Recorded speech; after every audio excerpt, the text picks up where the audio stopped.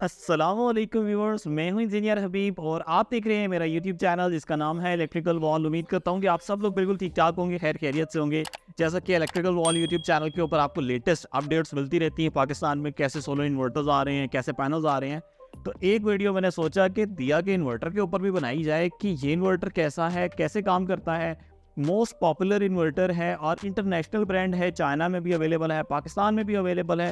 Around the globe ये dispatch किया जाता है चाइना से, और अपने मुताबिक अगर आप इसमें चेंजेस करवाना चाहें, मुख्तलिफ कंपनियां हैं वो इसको इंपोर्ट करती हैं और अपने मुताबिक इसके अंदर जो अपनी रिक्वायरमेंट्स हैं उसको ऐड करवाती हैं। बट ये हमारे पास एक ग्लोबल ब्रांड है और एज इट इज़ अब पाकिस्तान में भी अवेलेबल है।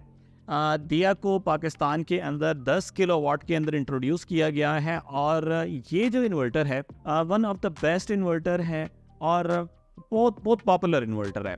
अगर आपने 3 एसी चलाने हैं, उसके साथ पंखे, लाइटें, फ्रिज, पानी वाली मोटर, ये पूरा इलेक्ट्रिकल लोड चलाना है ना, फिर आपको ये इन्वर्टर लगा लेना चाहिए, क्योंकि ये आराम से इतने लोड को बेयर करता है। उसके अलावा नेट मीटरिंग की बात की जाए या सोलर इंस्टॉलर्स जितने हैं उनको पता है कि इस इन्वर्टर की क्या खासियत है। IP65, इसकी परफॉर्मेंस, इसकी लाइफ, इसकी वर्किंग, इसका जो MPPT एल्गोरिदम है, किस तरीके से ये सोलर पावर को एफिशिएंटली जो है वो ग्रैब करता है और आपके घर में प्रोवाइड कर रहा होता है। तो इसकी performance one of the best performance. IP65 के अंदर दिया ने अपना कह सकते हैं लोहा मनवाया हुआ है और ये 10 किलो वाट में मंगवाया है और कलर्ड डिस्प्ले है, यानी बड़ा अट्रैक्टिव साइज पर डिस्प्ले में देखने को मिल जाता है। नेट मीटरिंग करनी हो, अच्छा हाँ, ज़्यादातर लोग पूछते हैं क्या इसको बगैर बैटरी के चलाया जा सकता है। व्यूअर्स, मैं आपको कभी भी रिकमेंड नहीं करता कि आप इन इन्वर्टर को बगैर बैटरी के चलाएं, बैटरी के साथ ही चलाया करें ताकि ये आपको बेस्ट परफॉर्मेंस दे सके। मैंने लिथियम आयन पैक साथ लगाया हुआ है और इसके ऊपर आप लोड डालें, चाहे आपके एसीज हैं, मोटर्स हैं, पंखे हैं, लाइटें, कोई टेंशन नहीं है, बेस्ट परफॉर्मेंस देगा। 3 साल की फुल वारंटी के ऊपर आ रहा है, तो ये भी डर नहीं है अगर मसला आ जाएगा तो इसको क्या करना है, रिपेयर कहाँ से करवाना है। तो दिया हमें 3 साल की वारंटी ऑफर कर रहा है पाकिस्तान के अंदर। व्यूअर्स, चंद एक प्रोमिनेंट फीचर्स की बात कर लीजिए ना, तो इसमें हैवी लोड, लाइट लोड है, नेट मीटरिंग मौजूद है, multiple type of batteries connect कर सकते हैं, यानी कि अगर आपके पास लिथियम आयन पैक है, लिथियम आयन पैक कनेक्ट कर लें, ट्यूबुलर बैटरीज है, ट्यूबुलर बैटरीज कनेक्ट कर लें। फिर इसके अंदर डिफरेंट मोड्स हैं, जिस मोड में आप इसको चलाना चाहें, टाइम बेस्ड मोड के ऊपर चलाना चाहें कर सकते हैं। जनरेटर इनपुट और हैवी लोड आउटपुट, मैंने आज तक कहीं पर भी इसमें जनरेटर इन नहीं किया। इसके अलावा इसकी बिल्ड क्वालिटी IP65 में वेदर प्रूफ है, तो इसके बारे में मज़ीद डिटेल्स मेरा नहीं ख्याल आपको बतानी पड़ेंगी कि ये इन्वर्टर IP65 क्या होता है। वेदर प्रूफ है, आपको टेंशन नहीं, आप बेफिक्र होकर इसको लगाएं। इस पर कोई वाटर स्प्लैश भी आ जाता है तो इसे कोई टेंशन नहीं है। लेकिन इसके साथ ही मैं ये कहूँगा कि वेदर प्रूफ होने से फ़ायदा ये होता है कि इसके बैक साइड पे बड़े हैवी ड्यूटी हीट सिंक्स लगे हुए हैं, तो गर्मियों में मोस्टली जब कभी नेट मीटरिंग हुई भी हो ना, तो इन्वर्टर बहुत हीट अप हो रहे होते हैं, तो वो ये एग्जॉस्ट के तौर पे भी काम कर रहा होता है, जो हीट है उसे एग्जॉस्ट कर रहा होता है बैक पे जो इसके हीट सिंक्स लगे हुए हैं। व्यूअर्स, यहाँ पर आप सोच रहे होंगे कि 10 किलो वाट का इन्वर्टर है, क्या सिंगल फेज पे चलेगा? नहीं जी, ये 3 फेज का इन्वर्टर है। 3 phase input, 3 phase output, 3 phase heavy load के लिए, 3 फेज लाइट लोड के लिए। व्यूअर्स, ये हमारे पास डबल MPPT बेस्ड इन्वर्टर है, चाहे छोटे बड़े मिक्स पैनल्स आप इसमें लगा सकते हैं और इसमें 2 MPPT हैं, 26 एम्पेयर और 17 एम्पेयर का। तो डबल MPPT होने की वजह से आपके पास स्ट्रिंग कम्बिनेशन बड़ी आसानी से बना लेते हैं। अगर आपके छोटे पैनल्स है तो वो एक स्ट्रिंग के ऊपर कनेक्ट कर दें और बाकी पैनल्स को दूसरी स्ट्रिंग पे कनेक्ट कर दें। टोटल इस पे 13 किलो वाट तक के पैनल को कनेक्ट किया जा सकता है और 10 किलो वाट की इससे आउटपुट ली जा सकती है। इसी के साथ ही व्यूअर्स, आप चेक कर सकते हैं कि इन्वर्टर के लोड सेक्शन को मैंने ओपन कर दिया है और सारे कनेक्शंस कर दिए हैं। जैसे कि मेरे घर में सिंगल फेज की सप्लाई है, तो मैंने सिंगल फेज आउटपुट ले लिया है लाइट लोड का और इसी तरीके से हैवी लोड का। न्यूट्रल को मैंने कॉमन कर दिया है। 3 फेज इनपुट सप्लाई करनी होती है तो 3 फेज इनपुट और न्यूट्रल हमने इसको सप्लाई कर दी है। अगर आपके पास पोटेंशियल अर्थ है, यानी अर्थिंग हुई भी है, तो आप अर्थिंग पॉइंट को भी कनेक्ट कर सकते हैं। इसी के साथ आप देख सकते हैं ये सारी प्रोटेक्शंस लगी हुई हैं जो कि सोलर की हैं। इसके अंदर इंटरनल फ़ैन होता है जो कि इसको कूल डाउन करने के लिए इस्तेमाल होता है, तो आप देख सकते हैं वो एक्टिवेट हो चुका है। इसी के साथ ही यहाँ पर काफ़ी बड़े आपको टर्मिनल पॉइंट्स मिल रहे हैं जहाँ पर आपने बैटरी को कनेक्ट करना है। इस वक्त मेरे पास लिथियम आयन पैक है, तो मैंने इसके साथ लिथियम आयन पैक को कनेक्ट कर दिया है विद इंटरनल BMS। इन्वर्टर के साथ कम्युनिकेट करवाने की ज़रूरत नहीं है। ये आप देख सकते हैं, ये हमारे पास जो है ये वाईफाई डोंगल पॉइंट है, यानी वाईफाई की कनेक्टिविटी यहाँ पे होगी। लोड साइड से हम इसे कनेक्ट करते हैं। व्यूअर्स, यहाँ पर एक बात मैं वाज़ेह करता चलूँ कि अक्सर लोग हमसे बहुत ज़्यादा ये पूछते हैं कि हमें 6-6 किलो वाट के 2 लगाने चाहिए, 8-8 के 2 लगाने चाहिए, 10 का या 12 का 1 लगाना चाहिए। व्यूअर्स, हर चीज़ के अपने फ़ायदे नुकसानात हैं। मैं रिकमेंड करता हूँ कि अगर आपने सिस्टम को बड़ा करना है तो एक यूनिट आपने बड़ी कैपेसिटी का लगाना है। फ़ायदा ये होता है कि अलग-अलग फीचर्स आपको मिल रहे होते हैं, आपके फीचर कॉम्प्रोमाइज़ नहीं हो रहे होते, यानी हैवी लोड अलग से काम कर रहे हैं, लाइट लोड अलग से काम कर रहे हैं।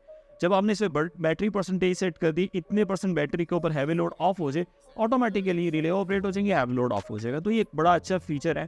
फिर कम्युनिकेशन का प्रॉब्लम नहीं आता, ऑल इन ऑल एक यूनिट है, आप बेफिक्र होकर इसके साथ कनेक्ट कर दें, कोई इसके साथ कम्युनिकेशन नहीं करवानी पड़ेगी मास्टर स्लेव की। और कम्युनिकेट कराते हुए कभी कभार एरर्स भी आ जाते हैं, वर्किंग के दौरान एरर्स आ जाते हैं, तो उससे बेहतर है आपने एक ही सिंगल यूनिट लगा लेना है। इसके बाद व्यूअर्स आप ये चेक कर सकते हैं कि स्क्रीन के ऊपर आपको हर चीज़ के कंप्लीट पैरामीटर्स नज़र आ रहे हैं।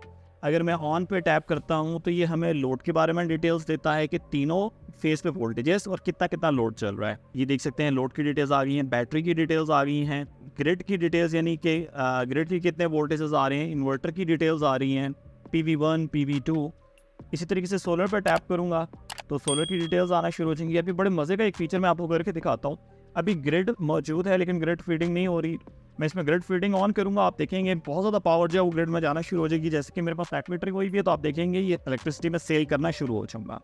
घर में इस वक्त 910 वाट चल रहे हैं और सोलर पे ही चल रहे हैं। तो सिस्टम वर्क मोड पे मैं सेलिंग को ऑन करता हूँ और अभी आप देखिएगा 1.45 किलोवाट जनरेट हो रहे हैं, ग्रिड में कोई भी पावर नहीं जा रही। अभी देखते ही देखते ये देखें इसकी पावर इंक्रीज होगी और माइनस साइन के साथ ग्रिड में 2 किलोवाट फीड होना शुरू हो चुके हैं। अच्छा, इस वक्त आप देखें बैटरी जो है वो 0.39 किलोवाट यानी कि 390 वाट से चार्ज हो रही है। और मैं आपको करंट भी दिखाता हूँ, मैंने जस्ट इसके करंट को कम किया था ताकि अभी लो करंट पे चार्ज हो। मेरी बैटरी जो वो 100 एम्पियर्स पे भी चार्ज हो सकती है, तो ये भी मैं आपको करके दिखाता हूँ। व्यूअर्स इस वक्त आप देख सकते हैं 8 एम्पियर पे बैटरी चार्ज हो रही है। लिथियम आयन पैक है, मैंने खुद इसके लेकिन 10 एम्पियर किए हुए थे। अभी मैं इसको इंक्रीज करके लेके जाता हूँ 40 एम्पियर पे, बल्कि 50 पे ले जाता हूँ। तो बस ये देख सकते हैं मैंने 50 कर दिए। जैसे ही सेव करूँगा तो यहाँ पे आप चेक कीजिएगा -2.61 किलोवाट से चार्ज हो रही है और क्लैम मीटर भी बता रहा है कि ये 50 एम्पियर पे अब हमारी बैटरी जो है वो चार्ज होना शुरू हो चुकी है। ये आप देख सकते हैं 50 एम्पियर्स के ऊपर चार्ज हो। और लिथियम आयन पे आएगा तो इसको मैं 100 एम्पियर पे भी चार्ज कर सकता हूँ, 100 एम्पियर पे डिस्चार्ज भी कर सकता हूँ। तो बेफिक्र होकर बड़ी जल्दी ये आपकी बैटरी को चार्ज कर देगा और बहुत इंस्टेंटेनियस है। यहाँ से सेटिंग्स को चेंज किया, ये आप देख सकते हैं 50 एम्पियर्स है। यहाँ से आप चेंज करेंगे तो यहाँ पे उसी टाइम के ऊपर बैटरी की करंट जो है वो चेंज हो जाएगी। इसी के साथ ही व्यूअर्स चंद एक और सेटिंग्स हम देख लेते हैं। अगर आपने इसमें जनरेटर इनपुट बनानी है तो यहाँ से जनरेटर इनपुट भी सेलेक्ट कर लेंगे, लेकिन आमतौर पे हमने हैवी लोड आउटपुट बनानी होती है ताकि आपके ACs और हैवी लोड इससे कनेक्ट हो सके। स्मार्ट लोड आउटपुट और ऑन ग्रिड ऑलवेज ऑन करने।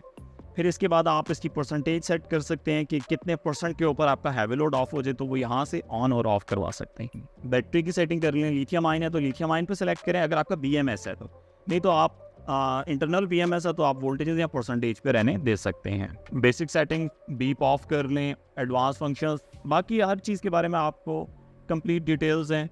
अगर आप लो वोल्टेज को डिक्रीज़ करना चाहते हैं ताकि कम वोल्टेज पे भी आपका इन्वर्टर चलता रहे, इसको आप 170 या 160 के ऊपर लेकर आ सकते हैं। तो वो ये फाइनल लुक थी आपके सामने जो कि माशाल्लाह बहुत ही प्यारी है डाई के इन्वर्टर की। तो बस उम्मीद करता हूँ कि आज की वीडियो आपको बहुत पसंद आई होगी और आपने दिया का जो 10 किलोवाट का इन्वर्टर है इसकी डिटेल्स जान ली होंगी। अगर तो वीडियो अच्छी लगी है तो इसको लाइक लाजमी कीजिएगा। परचेस करना चाहते हैं तो मेरे व्हाट्सएप नंबर पर रब्ता करें 0332156782। पूरे पाकिस्तान में हम इसको डिस्पैच करवा सकते हैं। कोई भी इन्वर्टर कैश ऑन डिलीवरी पे प्रोसेस नहीं किया जाता, आप एडवांस पेमेंट करते हैं तो इन्वर्टर हम आपको डिस्पैच करवा देते हैं। आपने मुझे इलेक्ट्रिकल वॉल की पूरी टीम को अपनी दुआओं में याद रखना है। Take care of yourself. अल्लाह हाफिज़। अस्सलाम वालेकुम।